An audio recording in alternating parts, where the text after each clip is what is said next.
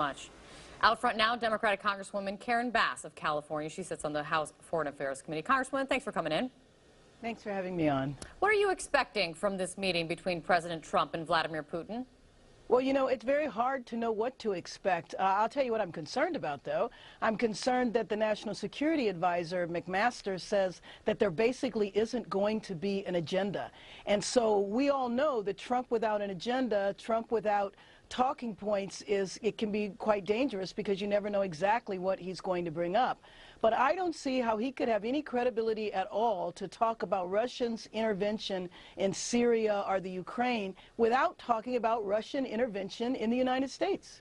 If you're concerned that he goes in without an agenda, do you think President Trump should be meeting with Putin at all? Well, I think absolutely he should be meeting with him. I mean, he should be meeting with him, and he should be raising the fact that they intervened in our election. I mean, we're just a little over a year away from another election, our midterm elections. And I think that we need to be very clear with the Russians that they cannot intervene again, and he needs to make that point in a very strong manner. But without an agenda, who knows what he will talk about. Well, let me ask you this then. I mean, President Trump, he has been reluctant to speak out forcefully against the Russian cyber attack. I mean, it took him a very long time to even agree with his own intelligence community about that. Listen to this. Could have been China, could have been a lot of different groups. It also could be somebody sitting on their bed that weighs 400 pounds, okay? I think the Democrats are putting it out because they suffered one of the greatest defeats in the history of politics in this country. So with that in mind, I mean, if it does come up, do you trust the president to hold Putin's feet to the fire on this?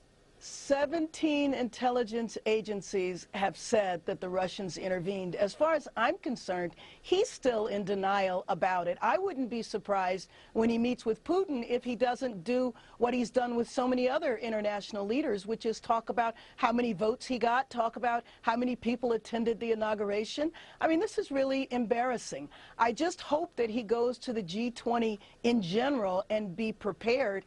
It's actually an opportunity where he could make an incredibly positive impression on the world stage, but I don't know that he will actually have it together to do that. But I know that we'll know, because when the meeting is over, if he leaves the meeting and he is essentially repeating Putin's talking points, and if he concedes and gives back the compounds, then we will know. We will know whether or not Putin once again played President Trump. Well, that gets a lot to the sanctions bill that is now waiting to be voted on in the House of Representatives.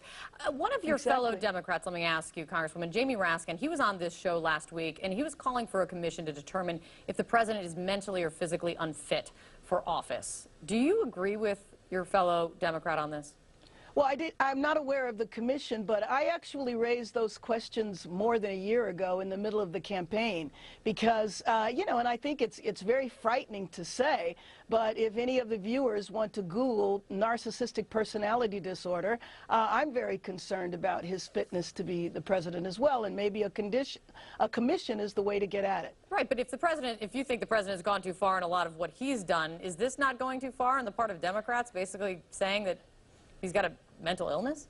Well, you know that there are thousands of psychiatrists and psychologists that are raising concern. You know, I do think that our focus needs to be on the investigations that are going on. We need to get at the truth of whether or not the Russians were involved. But there's so many issues with this president, be it the conflict of interest, the emoluments, the fact that he essentially lies pathologically, and you know that. I mean, you just showed it by the clips that you did about whether or not he's met Putin. You never know whether he is going to tell the truth. You don't know what the truth is, and you don't know if he knows what the truth is. Let's see what comes out of this meeting with President Putin of Russia. Thank you so much, Congresswoman, for coming in.